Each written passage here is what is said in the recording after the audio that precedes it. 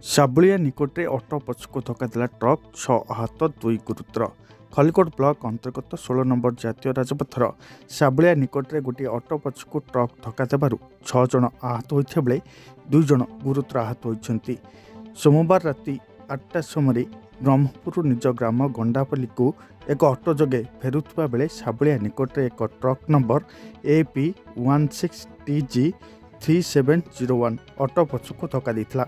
ଫଳରେ ଅଟୋଟି ଓଲଟି ପଡ଼ିବା ସହ ସେଥିରେ ଥିବା 8 ଜଣ ଯାତ୍ରୀଙ୍କ ମଧ୍ୟରୁ 2 ଜଣ ଗୁରୁତର ଆହତ ହୋଇଥିବା ବେଳେ 6 ଜଣ ଆହତ ହୋଇଥିଲେ। ସମସ୍ତ ଆହତଙ୍କୁ ତୁରନ୍ତ ଖଲିକୋଟ ଗୋଷ୍ଠୀ ସ୍ୱାସ୍ଥ୍ୟ କେନ୍ଦ୍ରକୁ ଚିକିତ୍ସା ପାଇଁ ଭର୍ତ୍ତି କରାଯାଇଥିଲା।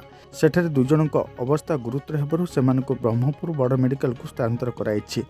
ଅନ୍ୟ 6 ଜଣ ଖଲିକୋଟ ମେଡିକାଲରେ ଚିକିତ୍ସାଧୀନ ଅଛନ୍ତି। ତେବେ ଆହତମାନେ ହେଲେ ଗଣ୍ଡାପଲ୍ଲୀ ଗ୍ରାମର ବି ନରସିଂହା ପାତ୍ର, ବି ରାଜମ୍ମା ପାତ୍ର, ବି କୃଷ୍ଣା ପାତ୍ର, ଏମ୍ ଶୁଭ ପାତ୍ର, ଏମ୍ ସାବିତ୍ରୀ ପାତ୍ର, ବି ସାବିତ୍ରୀ ପାତ୍ର, ବି ପାନ୍ନାମା ପାତ୍ର, ଏମ୍ ଦାସ ପାତ୍ର।